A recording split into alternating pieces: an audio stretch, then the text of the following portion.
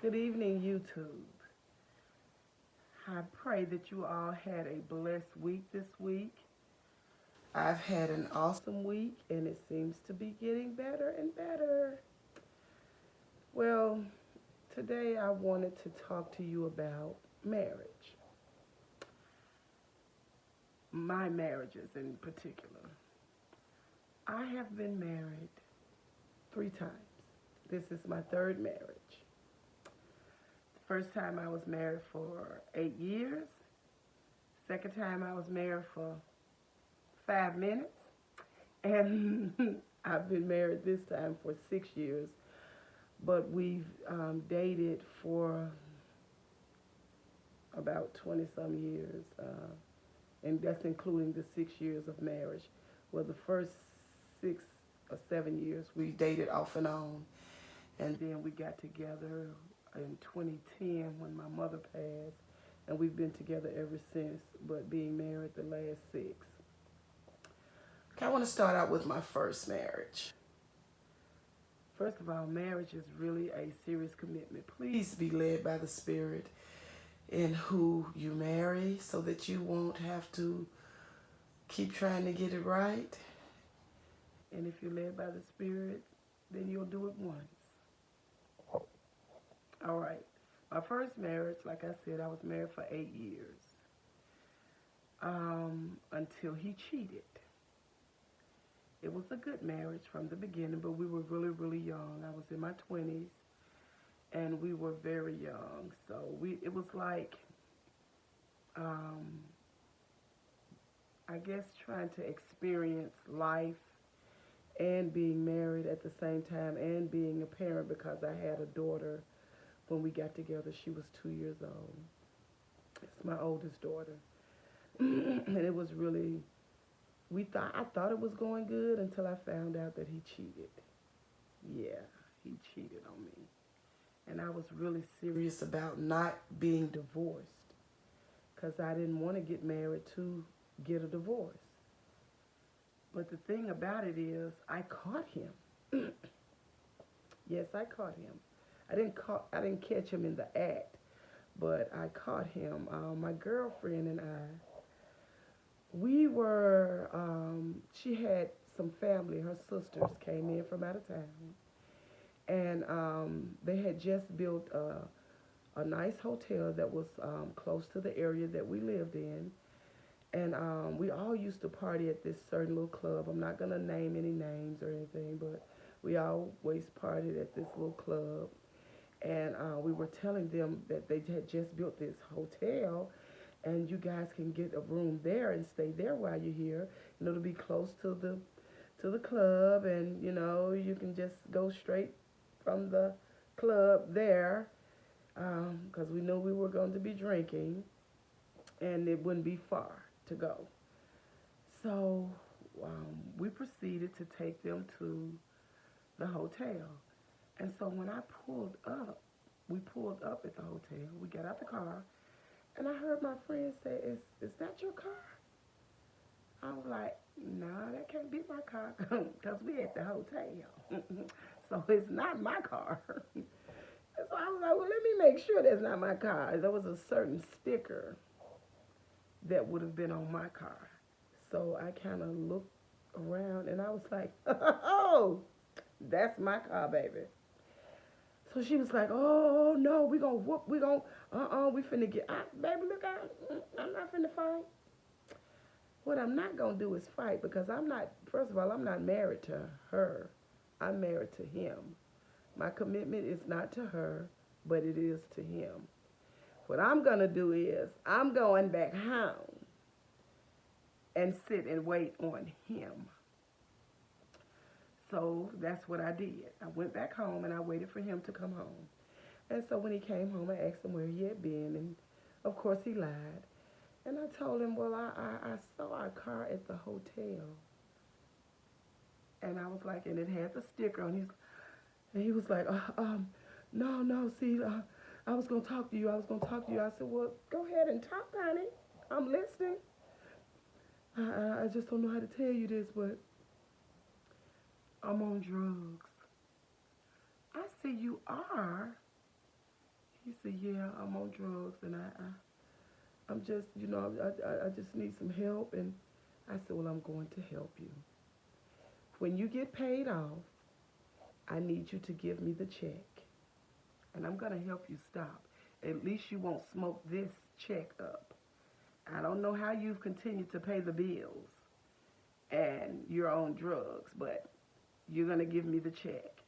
And he was like, okay, all right, that's fine. So, okay, the next week came.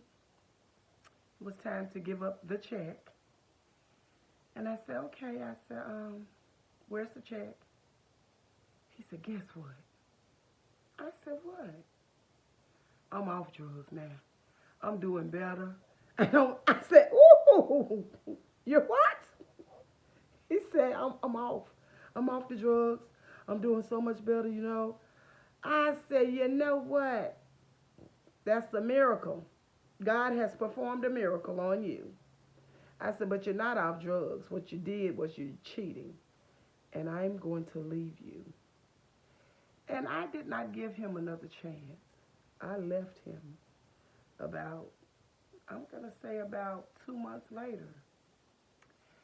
And that's the part of that marriage I want to share with you. Honey, be careful out there, ladies. I was a very trusting wife, very loving, I was like a caretaker. I submitted to my husband. I cooked, cleaned, worked, took care of my daughter, and I worked 11 to 7, never worked 11 to 7, but I thought while I was working 11 to 7, he was at home sleep with my baby, with our daughter, because it was his stepdaughter. And then when I get off in the mornings, I could, come home, cook breakfast, take my daughter to school, and cook dinner and sleep while he was at work. And when he gets home, everything will be prepared. That wasn't such a good idea. So now my second marriage was a guy from another country. He was from Gabon, from Africa. He grew up, though, in Europe, so he spoke French, he spoke his language, and did he speak Spanish? And he spoke Spanish. I'm asking his daughter.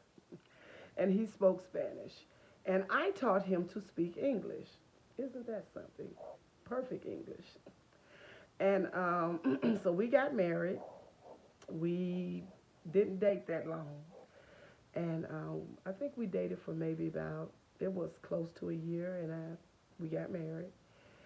And I'm just going to tell you a couple of stories about that, then I'm going to be finished with this. I remember him asking me, how can you teach me such good English and then you talk like that? I told him because I also speak 2 languages. I speak English and I speak Ebonics. So this is the Ebonics. I'm not going to teach you that, but you will understand what I'm saying. So I'm going to go straight to the breakup because we were married for it wasn't even 6 months. It wasn't 6 months. I had gotten pregnant, though. I was pregnant. And I woke up and I realized that I had made a mistake. He did something that I didn't like. I'm not going to go into that. He did something that I didn't like. But I know now that it was an excuse to get out of the marriage. So what I told him was, I would like to talk to you. No, first let me tell you about my last name. My last name, when I was like, my last name was spelled Mbana. So I was like, I'm Michelle Mabana. And he was like, no. I said, well, am I Michelle Mbana? He was like, no, it is Michelle Banner. The M is silent. Well, I'm like, if the M is silent, could you just take it off then? Because that's very confusing to people, even to me. But we couldn't do that. So I went around explaining to people that it is Banner, but the M is silent. So back to asking him to leave. I woke up one day, he did something I didn't like, and I told him, I said, you know what? I've made a grave mistake, and I just think we need to go our separate ways. And he was like, no, no, no, Michelle. I am your husband. I love you, and we're going to be together. I was like, no, you gotta go. He was like, no, I'm not going. I'm not going anywhere. It's like, no, you're gonna go, and you need to leave today. I know this may seem mean to some of you guys, but this is what happened. And he said, no, I'm not leaving. So he went in to take a bath. And while he was in there, I took my keys off the ring because he was living with me in my place. And I proceeded to put his things in some bags, and I threw them over the balcony. And when he came back out, I told him what I had done, and he was just so upset. And I know he was upset. But we used to, let me say this before I get to that, we used to argue about silly things like cultural differences. When we would talk, we went to the grocery store. He had never been to America. This was his first time living in America or coming to America. And he would say things to me like, you people, you people are so wasteful. And I was like, who is you people? You are me. I don't know what race you think you are, but you're black. No, you people in the grocery store, you people have a section for your pets, for food, for your pets. You have different stores, you have clothing, you have for your pets. And I would get angry. After a while of hearing that over and over again, so I would say things that really aggravated him. I said, well, don't get mad at me because I don't have a giraffe in my backyard or an elephant running across the front yard or, oh, no, no, no. He was like, we do not have elephants and giraffes in our yards. I don't know who told you that. The commercials that they show you. I said, well, I'm not going to apologize for having the freedom and for having the freedom that you guys don't have. That is why you're here. So we would go back and forth with things like that. So I kind of got tired of that. So I'm going, and there was a lot of other things in between, but I'm not going to talk about all that. I'm just going to talk about the things that I want to talk about today, which is this. So when he went outside to get his clothes, I locked the door. I had called his brother, who he told me it was his brother, but it ended up being his first cousin, that they needed to come and get him, that he would probably be walking down the street with a bag of clothes.